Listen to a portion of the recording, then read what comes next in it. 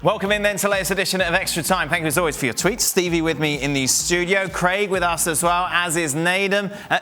Why is Craig smiling like that? No idea. I tell you what it is. You know what our conversation was? Me and Nicol on the golf course the other day. No. Because he's on his own at home at the moment. Yeah. And we were walking up the ninth. I was laughing because I was thinking about it.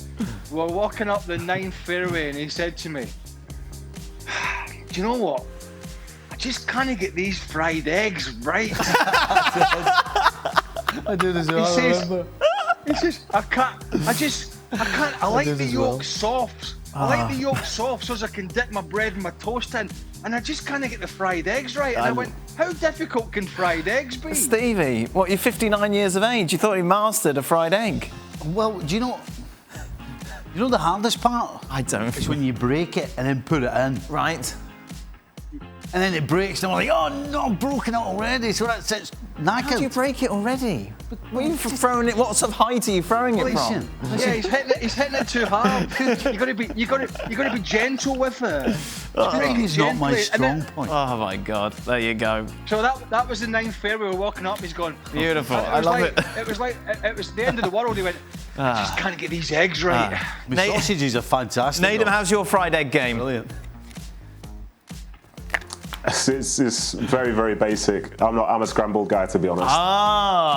That's just the easy way out. Do you know what he said there? Do you know what he says? It's not only getting the yolk right, because he says, but the trouble is, he says, it's a balancing act because I've got the sausages on and the toast and the tea. And wow. Well, it's not easy because when I see when Eleanor does it, right? Yes. Everything just magically is ready completely at the one time. Okay. But so right, let's get on with this. Away from Stevie's egg issues, we've had a lot of tweets similar to this. Where does Salah stand in the conversation of the current best forwards? Wow. Okay, so let's play playground. Let's play a playground game. Right. Yeah. Who are we picking? Who are you picking first in the world on form at the moment? Salah. Over Messi, over Benzema, over Lewandowski, over everyone. You're picking Mo Salah first in your team. So I think the only one right now, the argument would it be Lewandowski over Salah? Okay. Oh no, you got Haaland as well, isn't he?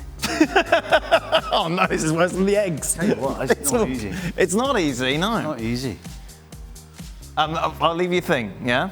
Nedum, who are you picking for Nedum FC?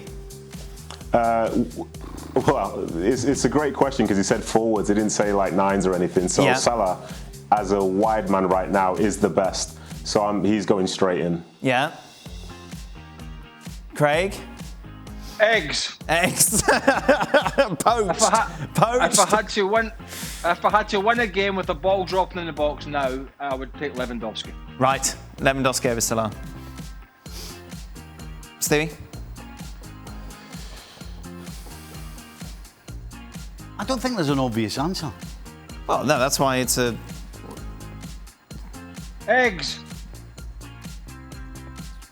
Okay, all right. I feel like we're getting nowhere with this. Stevie, should Firmino have started today? He's the key to Liverpool's press, which is so good against City. Well, I said on Friday that I thought he should start because Liverpool's possession would be better. Okay. And I'm watching the first half of this game and I'm thinking, there's no way possible that it could be like this if Firmino was playing. Why didn't he start? What's Klopp thinking? Well, I'd also have to add that he hasn't, even when he has played, he hasn't particularly been at his best. Right. And when he came on in the second half, he gave the ball away a lot as well. He didn't do what we're accustomed or used to him doing. Mm-hmm. So I would suggest it's to do with form, why he never started. Next question. It's still early in the season, but from what we've seen so far, going into this international break, which team is looking the favourites to win the Premier League? We actually talked about this on the show. Everybody said Manchester City. So with that in mind, who are going to push City the furthest?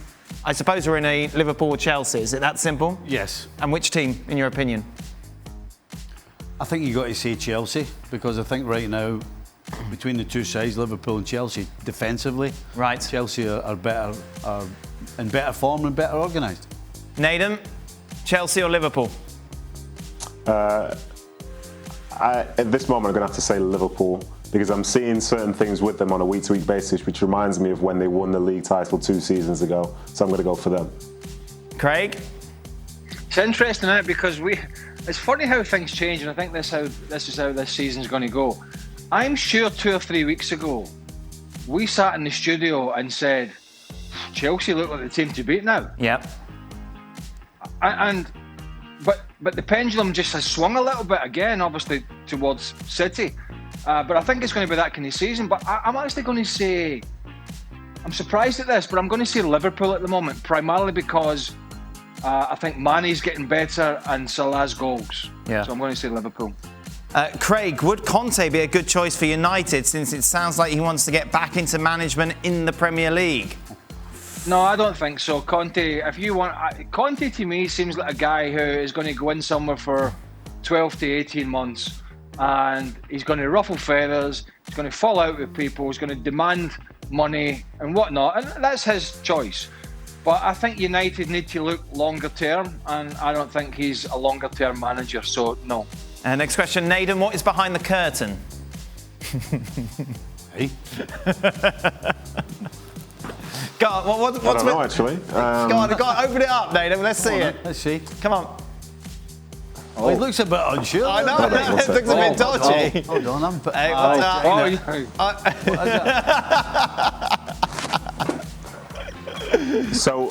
So I'm 35 next month, and I get my professional footballer's pension. So I get to open this up. This is everything I've earned across all the years. Look at that. Looking forward to this. Big time. Wow, Nice little nest egg there. God, I wonder what else is hidden behind there. Was it a window?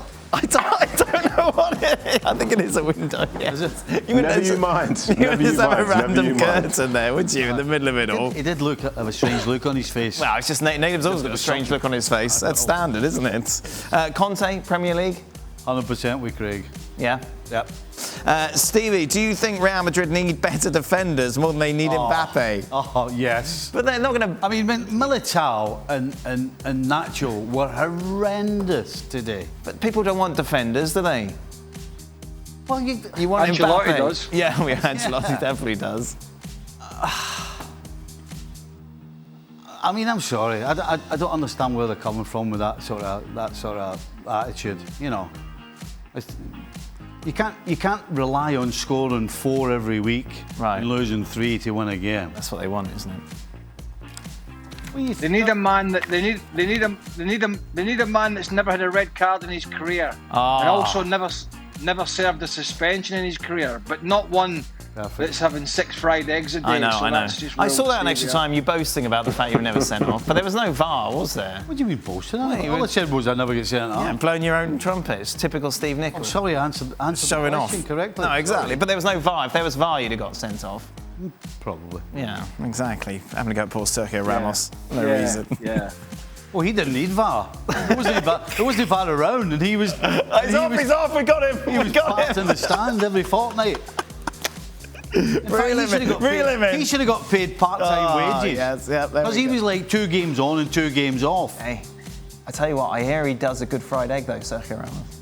Well, does he? Apparently, yeah. I'll get me his number. I'll give him. Has Neymar Nedum failed to develop as a player? It seems that his game has regressed after his debut season in Ligue 1.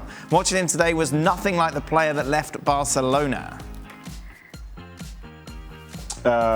So, for clarity, I didn't watch today's game, so I can't do that comparison. Lazy. But that team in Barcelona was that team in Barcelona was special. That front line was incredible. And even though it seems like the potential for it is there at PSG, it's in a different league, different set of circumstances, different players around them. But Neymar still, he's still Neymar. He's still incredibly dangerous. Going to potentially end up being the top goal scorer in Brazilian football history. For the national team. So yeah, I don't know about that. I think he's still young enough to get better as well. So I'm not fully buying into that, but time will tell. That is it. We're done. Thank you very much. That was from Steve Nicol, who's a technology guru. I am, yes. Yes, you are. Yeah. How overdue is your... Fair enough. How many? Tell me something. How many? Right, I'm not going to mention it, but how many has he got? How many has he got? He's got 3, Bye. and one is at least 2 years. Bye, everybody. That is it. Bye. ESPN FC is back on your screens Got the tomorrow. cameras done.